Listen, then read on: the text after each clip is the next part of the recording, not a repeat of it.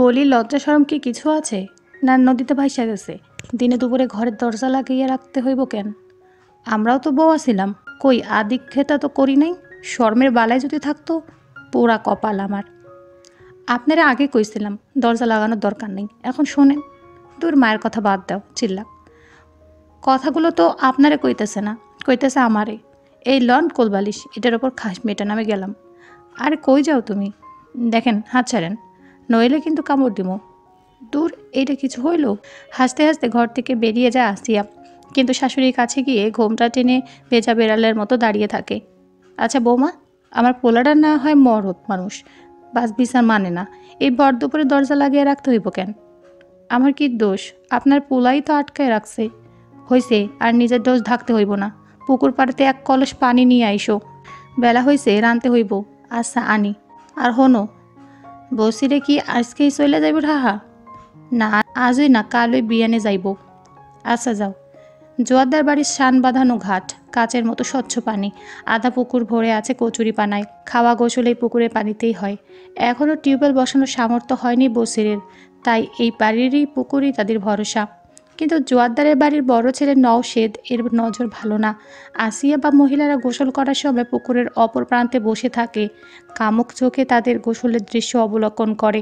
বিশেষ করে আসিয়ার প্রতি তার কুনজরটা বেশি। আজ পানি আনার সময় সামনের ঘাটে দাঁড়িয়েছিল, তবে তার মতিগতি দেখে আসিয়ার ভালো লাগছিল না। কি গো বসুরের বউ, শরীরটা ভালো নেই? আজ যেন দুপুরে গোসল করতে আইলা না? আমার গোসল নিয়ে আপনার এত মাথা ব্যথা কেন? মাথা আসে বলেই তো মাথা ব্যথা করে। ও ভুইলা গেছি, বসির তো বাড়িত, গোসল তো মনে হয় সকালে সেয়া ফেলছো। দেখেন, আজ এটা কথা কইবেন না, রাস্তা সেনেন যাইতে দেন। যাও, তোমারে ধইরা রাখছে কে? তয় আমাকে দিকে একটু নজর টজর দিও আর কি। শত হইল পাড়া প্রতিবেশী, টাকা পয়সা লাগলে নিও, সমস্যা নেই। খারাপ ইঙ্গিতটা বুঝতে আসিয়া সময় লাগে না, রাগে শরীর ফুলতে থাকে। এখনও ভাতে মরি নাই যে টাকার লইগে ইজ্জত বেচতে হইব। আরে দূর দূর দূর, কি কও? ইজ্জত বেচার কি হইল? সবই তো হইব আপোষে। এইসব কি আর রাগের মাথায় হয়? বসির ডাহা যাক, তারপর না হয় চিন্তা ভাবনা কইর। সরেন কইলাম, তা না হইলে কিন্তু মাথায় কলস ভাঙ্গুম। গরিব হইবার পারি, তয় আপনার মতো লুইসা না। কথাটা বলে আসিয়া নওশাদকে এক প্রকার রাস্তা থেকে সরিয়ে বাড়ির পথে হাঁটা ধরে। আরে যা যা, তোর মতো মাইয়া বাজারে 50 টাকা হইলেই পাওয়া যায়, আবার আইসে বড় বড় কথা কইতে। আসিয়ার চেহারা দেখে বসির বুঝতে পারে কিছু একটা হয়েছে। সুন্দর মুখে আকাশে কালো মেঘ ভর করেছে, মনে হচ্ছে মুষলধারে বৃষ্টি নামবে। আপনি বাড়ি টিউবওয়েল বসাবেন নাকি বসাবেন না এটা কন? আর যদি না বসান, আজই আমি বাড়ি চলে যাবো। আরে বাবা, কি হয়েছে খুইলা কইবা তো। ঘাটে পানি আনতে গেলে জোয়ারদার বাড়ির নশায়দা কুনজরে তাকায়, উল্টাপাল্টা কথা কয়। রাগে অনেকটা গজগজ করে বলে ওঠে বসির, হে কথা হেলানোর কাম নেই, যত তাড়াতাড়ি পারেন টিউবওয়েলের ব্যবস্থা করেন। আর নওশেদরে কিছু জিগাতে যাইয়ে না, ও মানুষ ভালা নয়। তবু বসির ছাড়ার পাত্র না। নওশেদের মুখোমুখি তো হতেই হয়, কিন্তু নওশেদ তাকে এমনভাবে বুঝিয়ে দেয়, আসিয়া তার ভাবি লাগে একটু দুষ্টুমি করেছে আর কিছুই না। চাকরির সুবাদে বসিরকে আবার ঢাকামুখী হতে হয়, বাড়িতে রেখে যেতে হয় তার বিয়ে করা বউ। যদিও বা বছর দেড়েক হয়েছে, এখনও সন্ততি হয়নি, তবু বউয়ের প্রতি তার টান আকাশ পরিমাণ। বাড়িতে একটা টিউবওয়েল বসানো খুব জরুরি, কিন্তু কুলিয়ে উঠতে পারছে না বসির। তবে এবার যেভাবে হোক টাকা জোগাড় করেই তবে বাড়ি ফিরবে। বসির চলে গেছে আজ 25 দিনের মাঝে, আর বদমাইশ নওশেদ তেমন কোনো বিরক্ত করেনি। ঘাটের অপর প্রান্তে বসে শুধু এই গুইসাবের মতো দূর থেকে কামুকতার রক্ত চুষেছে।